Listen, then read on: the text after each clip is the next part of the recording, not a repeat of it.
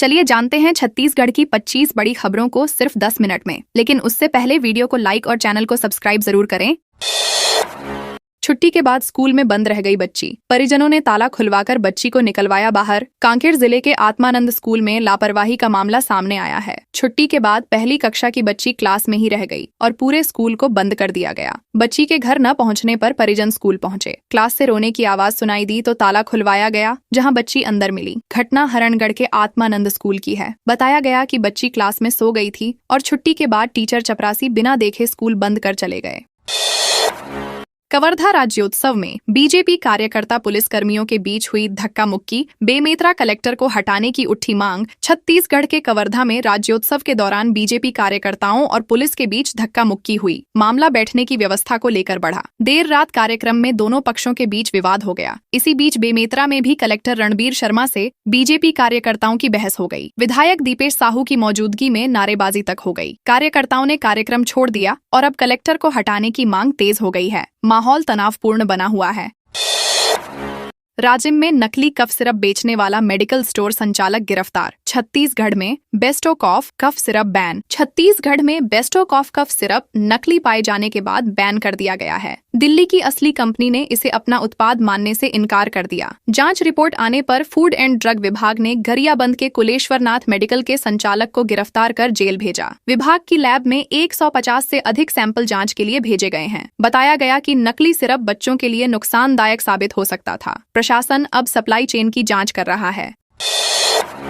जमीन हड़पने के लिए बेटे ने बनाए झूठे दस्तावेज, स्वर्गीय दादी के अंगूठे का फर्जी लिया निशान। दुर्ग जिले में बेटे ने पिता और स्वर्गीय दादी की जमीन हड़पने के लिए झूठे दस्तावेज बना लिए। आरोपी ने दादी के अंगूठे और पिता के हस्ताक्षर की फर्जी तरीके से नकल कराई। पिता को भनक लगने पर उन्होंने थाने में शिकायत दर्ज कराई। मामला उतई थाना क्षेत्र का है, जहाँ पुलिस ने 3 आरोपियों को गिरफ्तार किया है। घटना तहसील पाटन के ग्राम पतौरा की बताई जा रही है। परिवार ने न्याय की गुहार लगाई है और पुलिस ने जांच तेज कर दी है।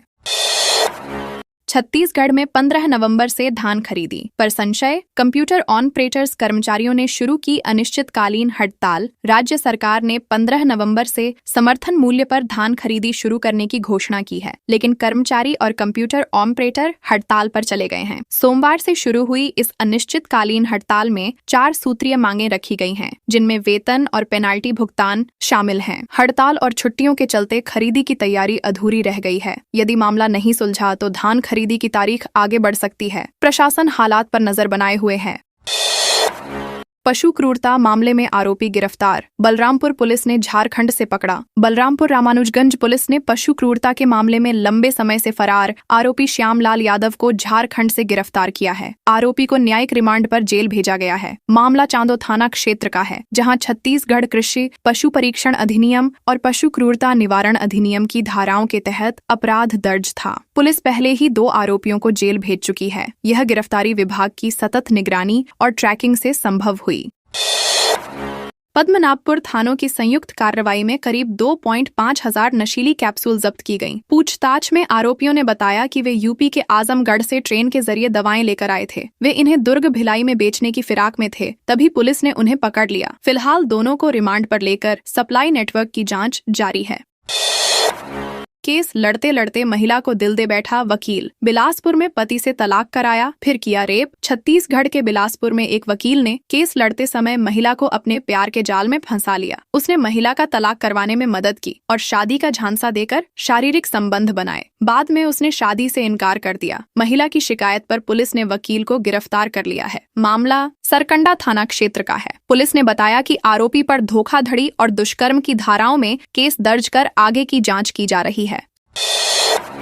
सुकमा में नक्सलियों की हथियार फैक्ट्री का हुआ भंडाफोड़। 17 देसी राइफल, BGL लॉन्चर, हथियार बनाने की मशीनें हुई बरामद। सुकमा जिले में DRG की टीम ने सर्च ऑपरेशन के दौरान नक्सलियों की गुप्त हथियार फैक्ट्री का पर्दाफाश किया है। यहां से 17 देसी राइफल, BGL लॉन्चर, विस्फोटक सामग्री, हथियार बनाने की मशीनें, गन बैरल और कई औजार बरामद किए गए। पुलिस को जानकारी मिली थी कि नक्सली इस फैक्ट्री में देसी हथियार और ग्रेनेड लॉन्चर तैयार कर रहे थे, ताकि छोटे स्तर पर युद्ध छेड़ा जा सके। DRG की कार्रवाई ने नक्सलियों की इस बड़ी साजिश को नाकाम कर दिया है।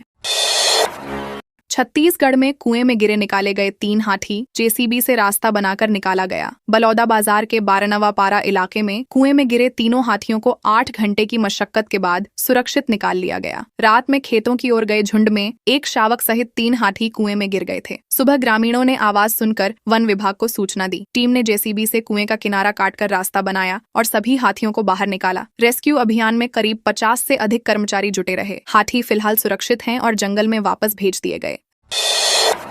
राज्योत्सव के बाद ओडिशा गुजरात जाएंगे मुख्यमंत्री साय। 6 नवंबर को नुआपाड़ा में करेंगे चुनावी सभा। मुख्यमंत्री विष्णुदेव साय 6 नवंबर को ओडिशा के नुआपाड़ा उपचुनाव में भाजपा प्रत्याशी के समर्थन में जनसभा करेंगे। वे रायपुर से हेलीकॉप्टर द्वारा नुआपाड़ा पहुंचेंगे और सभा के बाद लौट आएंगे। नुआपाड़ा सीट पर 11 नवंबर को मतदान होना है। भाजपा इस उपचुनाव को प्रतिष्ठा से जोड़ रही है। इसके बाद मुख्यमंत्री 10 और 11 नवंबर को गुजरात में आयोजित इन्वेस्टर कनेक्ट कार्यक्रम में भी शामिल होंगे, जहां वे निवेशकों को छत्तीसगढ़ में निवेश के लिए आमंत्रित करेंगे।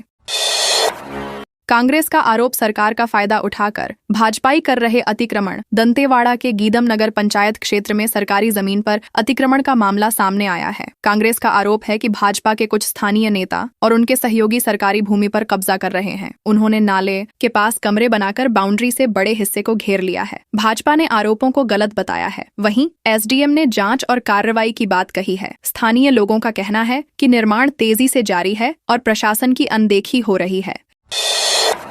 राज्योत्सव में पंडवानी राउत नाच और बॉलीवुड सांग पर झूमे लोग। बिलासपुर में लोक कलाकारों ने दी प्रस्तुति। बिलासपुर में राज्योत्सव के दूसरे दिन रंगारंग सांस्कृतिक संध्या का आयोजन हुआ। मंच पर लोक कलाकारों ने पंडवानी राउत नाच और बॉलीवुड गीतों से समा बांध दिया। दर्शक झूमते नजर आए। कार्यक्रम में परंपरा और आधुनिकता का बेहतरीन संगम देखने को मिला। गायिका ऐश्वर्या पंडित ने लोकप्रिय गानों से माहौल खुशनुमा बना दिया। साथ ही विभिन्न सरकारी योजनाओं और उपलब्धियों की प्रदर्शनी भी लगाई गई, जिसने कार्यक्रम को और भव्य बना दिया। उपभोक्ता फोरम के लेखा अधिकारी ने किया लाखों का गबन। 9 साल बाद हुआ खुलासा। छत्तीसगढ़ राज्य उपभोक्ता आयोग में पदस्थ लेखा अधिकारी द्वारा 3,98,000 रुपए के गबन का मामला सामने आया है। 9 साल पुरानी इस हेराफेरी का खुलासा ऑडिट जांच के दौरान हुआ। अधीक्षक की शिकायत पर देवेंद्र नगर पुलिस ने आरोपी विनोद साहू के खिलाफ केस दर्ज किया है। बताया गया कि आरोपी ने विभागीय फंड से गलत ट्रांजैक्शन कर राशि हड़प ली थी। अब पुलिस दस्तावेजों की जांच कर रही है ताकि अन्य संलिप्त लोगों का भी पता चल सके।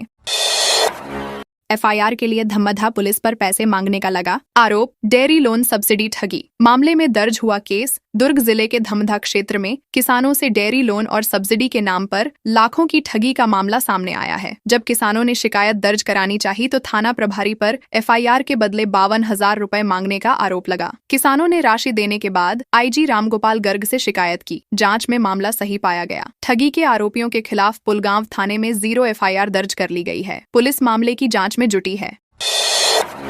बलरामपुर में तिरपाल से ढकी अटल बिहारी की प्रतिमा। 25वें राज्योत्सव पर भी नहीं हुआ लोकार्पण। बलरामपुर में पूर्व प्रधानमंत्री अटल बिहारी वाजपेयी की 16 लाख रुपए की लागत से बनी प्रतिमा अब भी तिरपाल से ढकी हुई है। राज्योत्सव के मुख्य समारोह में भी इसका लोकार्पण नहीं हो सका। अटल चौक स्थित यह प्रतिमा पूरी तरह तैयार है और अब 14 नवंबर को इसका उद्घाटन किया जाएगा। कार्यक्रम के दौरान सरगुजा सांसद चिंतामणि महाराज ने कहा कि अटल जी की प्रतिमा का लोकार्पण जिले के लिए ऐतिहासिक अवसर होगा। स्थानीय लोग बेसब्री से इंतजार कर रहे हैं।